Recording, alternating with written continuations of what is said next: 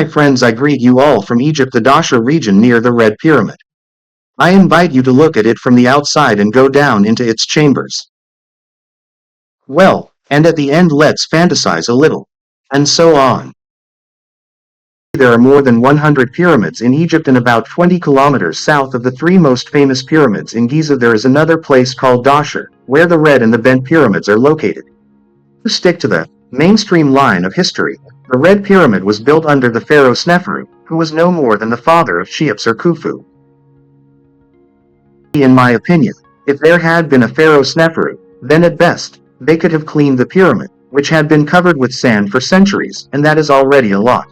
It could have been covered decently, and I would not have been surprised if completely covered pyramids had been found in the desert. The wind here is so strong that grains of sand sting exposed parts of the body like needles. If you look closely, you can see that the pyramid itself is not four-sided, but octagonal.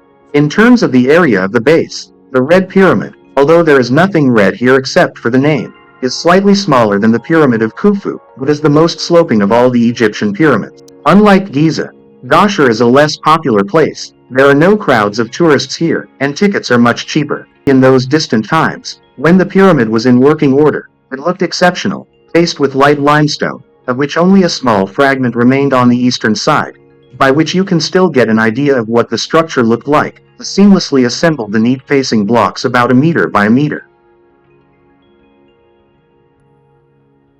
How the ancient masters managed to do this work, no one can clearly explain.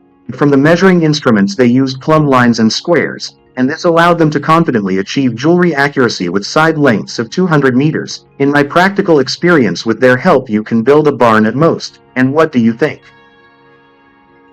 Studying the facing of the Pyramid of Menkaure, I concluded that they first faced the surface, and then did the finishing of the planes. We will talk about this in another film. The facing stones are also destroyed by time and winds, and the degradation of their surface is visible.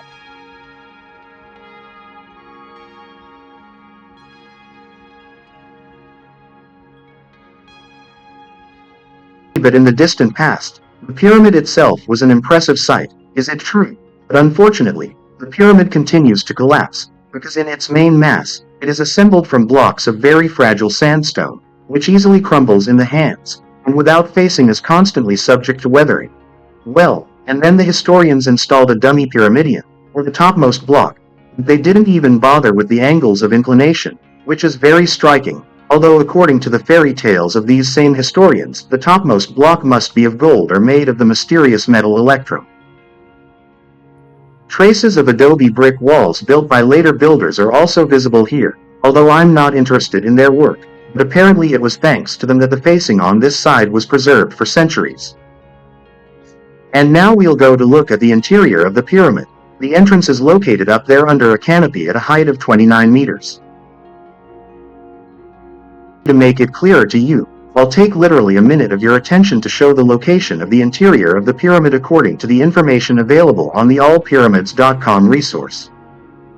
The pyramid itself is located along the north-south axis with incredible accuracy, so with the side length of almost 220 meters, they deviated from the ideal direction by 26 centimeters.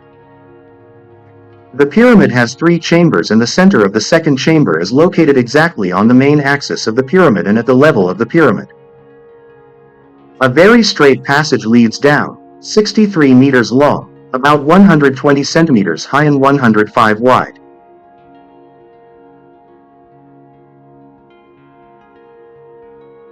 This can hardly be called a corridor. You can only get through it squatting, which I can tell you, turned out to be not a pleasant activity.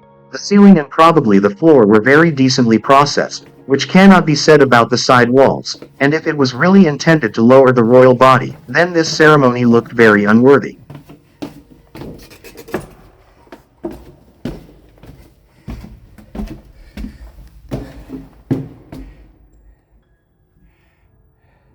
The echo is immediately felt in the chamber. The chamber itself is finished very well, assembled from blocks that fit perfectly together, and pay attention to the blocks above the passages. They are several times larger than the rest. The style of the ceiling of all the chambers in this pyramid is the so-called corbel vaulted ceiling, but along the lowest row, vandals immortalized their names. The height of the first chamber is more than 12 meters, with a width of 3.6 and a length of 8.3 meters.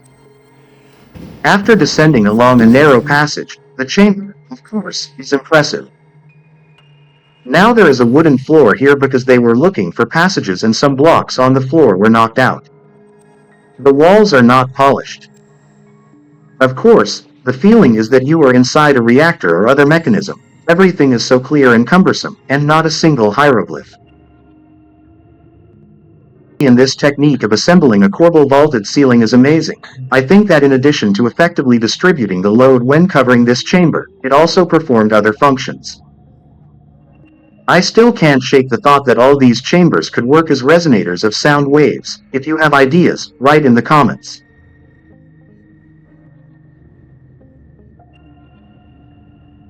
We are coming into the central chamber. It coincides with the center of the pyramid, so it is the place where the mass of blocks equally presses from all sides, and apparently, this was an important condition for this device. I will assume that the forces arising in it had to be resisted by the mass of the entire pyramid. But on the other hand, if the mass played the most important role to them, they would have simply buried everything deeper underground, and external geometry was also very important to them. This may indicate the transformation of wave energy.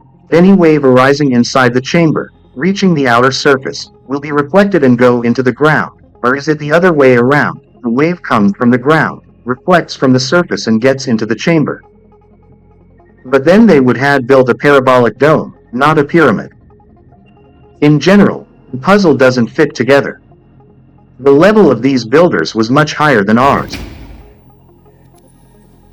The passage to the last chamber is located at a height of 8.5 meters, and some tomb robbers crushed one row of blocks, which made it quite comfortable to walk, but it is obvious that this intervention completely disrupted the functionality of the structure. And then Vandals researchers smashed the floor in this chamber.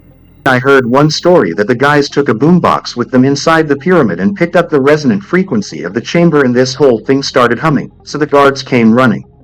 The last chamber has the same corbel vaulted ceiling and ideal blocks and joints. By the way, it is turned 90 degrees to the axis of the first two, so theoretically, it could work as a polarizer. It's a pity that it is impossible to check in practice. Although maybe someone of you knows packages for designing waveguides and resonators, it would be interesting to talk about this. Write in the comments. On the way back I noticed that the ceilings of both the passages and the corbel vaulted ceiling were processed much better than the vertical walls. The same applies to the descending corridor, so wave effects at least played an important role here. The wave should have reflected between the ceiling and the floor. According to my preliminary calculations, based on the vertical dimensions of the chambers, the entire structure could resonate at a sound frequency of about 250 Hz, so using a boombox you can probably make it hum.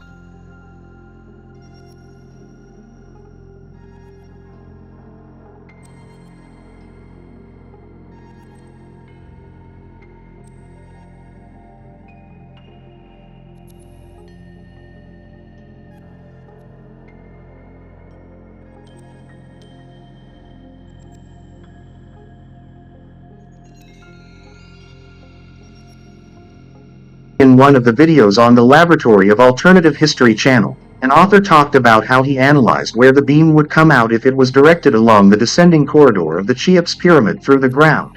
And he found that in the place where the beam came out of the ground, there are some mines. According to the author, the equipment in the pyramids could affect the magma and change its flow for subsequent extraction of minerals. I decided to check the same for the Red Pyramid. As a result, the beam came to the surface in southern Africa at about 6,200 kilometers from the Red Pyramid, in Eswatini, in a country that you probably have never heard of either. Nothing special was found at this point, but 200 kilometers north of this point along the line there were deposits of phosphates and sulfates. An interesting coincidence. At least there is something to think about and check on other objects. And on this, I want to thank you for your time. Put likes if you liked or did not like well, and write comments here. There is something to discuss, and until next time we meet on the channel.